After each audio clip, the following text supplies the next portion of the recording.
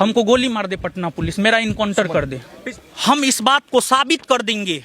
ये पटना पुलिस हमारा एफआईआर दर्ज नहीं कर रहा है, लेकिन हम स्वयं अगर हम जिंदा रहे, एक तो हमारी हत्या हो सकती है, लेकिन अगर हम जिंदा रहे तो हम बिना किसी के सहयोग के हम इस बात को साबित कर देंगे कि हमारे भाई की हत्या फैजल खान के द्वारा और किसान कोल्ड स्टोर के मालिक डॉक्टर आर.एस. प्रसाद और कन्हैया कुमार तथा अन्य लोगों ने मिल करके जो है हमारे भाई की हत्या करवाई है। अगर हमारी हत्या होती है तो इसका जिम्मेवार फैजल खान होगा, फैजल खान और किसान कोल्ड स्टोर के मालिक। क्या लगता है कि सर एफआईआर आपका लिया जाएगा? क्या आप अभी भी यहाँ पर बैठे रहेंगे या फिर वापस चले जाएंगे? अगर आज एफआईआर नहीं होता हमको न्याय नहीं मिलेगा, हमारे भाई को न्याय नहीं मिलेगा, हमारे परिवार को न्याय नहीं मिलेगा। इसी वजह से अपने भाई को न्याय दिलाने सर पुलिस के द्वारा क्या कुछ बोला जा रहा है? हत्या हो सकती है, और अगर हमारी हत्या होती है तो इसका जिम्मेवार फैजल खान होगा, फैजल खान और किसान कोल्ड स्टोर के मालिक डॉक्टर आर.एस. प्रसाद होंगे। अगर हमारी हत्या होती है तो हम प्रशासन से सुरक्षा की भी आपको डर बनी हुई है कि एकदम हमारी हत्या हो सकती है, हमारी हत्या हो सकती है और हमको जेल भी भेजा जा सकता है, फिर से हमको जेल भी भेजा जा सकता है, और हम जेल जाने के लिए तैयार हैं। हम सब कुछ सहने के लिए तैयार हैं। या तो ये एफआईआर लॉज हो जाए या फिर हमको पटना पुलिस ही गोली मार दे। पटना पुलिस इतना मतलब ऐसा क्यों? हमको गोली मार दे। सर ऐसा क्या हुआ कि ऐसी बातें कर रहे हैं? हमको अब लग रहा है, मतलब पिछले 5 घंटा से हम यहाँ पर बैठे हुए, 5 घंटा से ज़्यादा समय से हम यहाँ पर बैठे हुए हैं।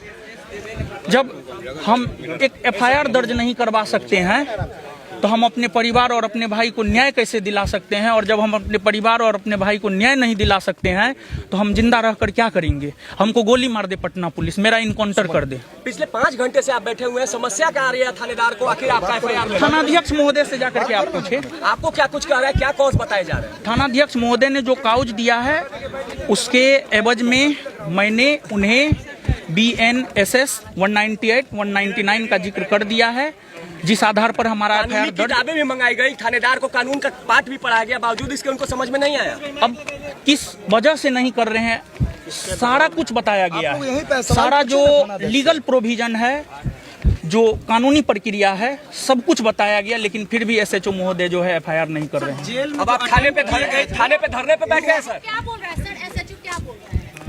SHO बोलने सीधे तौर पर जो है मतलब एफआईआर लेने से मना कर रहे हैं। क्यों? खान सर है इसलिए, फैजल खान के रसूख के वजह से, फैजल खान के रसूख के वजह से। और देखिए, हम आप मीडिया बंधुओं के माध्यम से पूरे भारतवर्ष के छात्र और पूरे बिहार के छात्रों से ये रिक्वेस्ट करना चाहते हैं कि देखिए, हमारी भाई की हत्या 13 तारीख को हुई है, हमारे भाई की हत्या 13 तारीख को रात में हुई है, और 13 तारीख को शाम के समय में जो है हमें धमकाया गया 13 तारीख को, और उसी रात में हमारे भाई की हत्या हुई है। और देखिए फैजल खान कितना सातिर है, इस बात को फैजल खान कितना सातिर है, आप इस बात को समझिए थोड़ा। 13 तारीख को हमारे भाई की हत्या हुई, उसके बाद उन्होंने वीडियो बनाया, इमोशनल वीडियो बनाया, इमोशनली बच्चों को ब्लैकमेल करने के लिए इमोशनली वीडियो बनाया, और उन्होंने ये दिखाया कि मैं रोशन आनंद के साथ हूं। लेकिन जब 15 तारीख को, जब तक हम नहीं जाते, मेरे भाई का अंतिम संस्कार नहीं होता, और जब 15 तारीख को कोर्ट में, न्यायालय में हमारे बेल की बहस की जा रही थी, उस दौरान उन्होंने अपना वकील भेजकर, एक वकील नहीं, वकील की फौज भेजकर हमारे बेल का पुरजोर विरोध किया। कोर्ट रूम से जो है आप ये पता कर सकते हैं किस प्रकार का सातिर है फैजल खान। इस बात को पूरे भारतवर्ष के बच्चों को समझना होगा, और जो भी बच्चे हमको जानते हैं, हम आपको बता दे, हम इस बात को साबित कर देंगे। ये पटना पुलिस हमारा एफआईआर दर्ज नहीं कर रहा है, लेकिन हम स्वयं अगर हम जिंदा रहे, एक तो हमारी हत्या हो सकती है, लेकिन अगर हम जिंदा रहे तो हम बिना किसी के सहयोग के हम इस बात को साबित कर देंगे कि हमारे भाई की हत्या फैजल खान के द्वारा और किसान कोल्ड स्टोर के मालिक डॉक्टर RS प्रसाद और कन्हैया कुमार तथा अन्य लोगों ने मिल करके जो है हमारे भाई की हत्या करवाई है। अगर हम जिंदा रहे तो हम इस बात को जरूर साबित कर देंगे। और हम मीडिया बंधुओं के माध्यम से ये भी बात कहना चाहते हैं कि किसान कोल्ड स्टोर कैंपस में फैजल खान ने रूम ओनर को पैसा के बल पर, उस कैंपस में 24 से 25 टीचर था, आज लगभग 7 से 8 टीचर है मात्र उस कैंपस में। और उस कैंपस में हम भी हैं, उस कैंपस में हम भी हैं। और किसान कोल्ड स्टोर का रूम मालिक जो है शिक्षकों पर, उस कैंपस के शिक्षकों पर यह दबाव बना रहा है मीटिंग करके कि आप रोशन आनंद पर FIR कीजिए, नहीं तो आपको इस कैंपस से बाहर कर दिया जाएगा। ये भी चीजें चल रही है। प्रशासन को इस चीज पर भी ध्यान देने की जरूरत है। और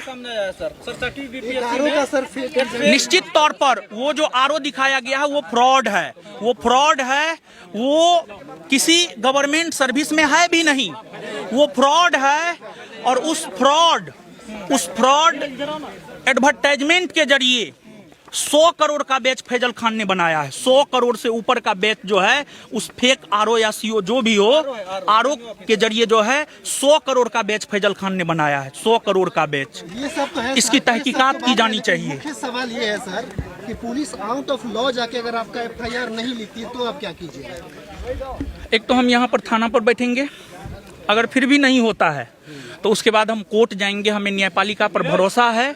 हमारा आदर्श राष्ट्रीय वाक्य है सत्यमेव जयते। जब हमें जेल भेजा जा रहा था तो हमने कहा था कि ये साजिश है हमको और ज्ञान बिंदु GS एकेडमी को बर्बाद करने का, जिसमें हम तो बर्बाद हो चुके हैं। हम सिर्फ 2 भाई थे, हमारा छोटा भाई था, उसकी हत्या हो गई है, हम बर्बाद हो चुके हैं। अब साजिश है ज्ञान बिंदु GS एकेडमी पटना को बर्बाद करने का, और हमको लगता है अब ज्ञान बिंदु GS एकेडमी पटना भी बर्बाद हो गया है। सवाल है सर, सत्यमेव जयते कहने वाला शिक्षक, उसको अपनी हत्या की डर लग रही है और उसका FIR नहीं लिखा जा रहा है।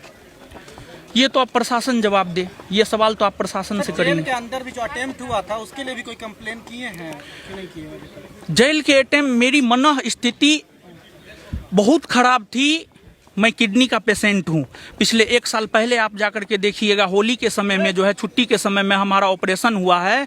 हमारा एक किडनी जो है 25% से अधिक इन्फेक्टेड है। मैं जेल में लगभग बेड पर ही पड़ा रहता था। और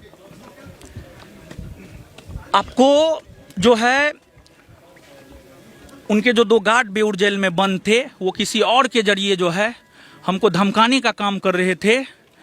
कंप्रोमाइज कर लो, नहीं तो अंजाम भुगतना होगा, और हम अंजाम भुगत रहे हैं। हम बर्बाद हो चुके हैं। अब ज्ञान बिंदु GS एकेडमी भी बर्बाद ही हो चुका। हम बैठेंगे, हम अकेले बैठेंगे, हम बैठेंगे नहीं।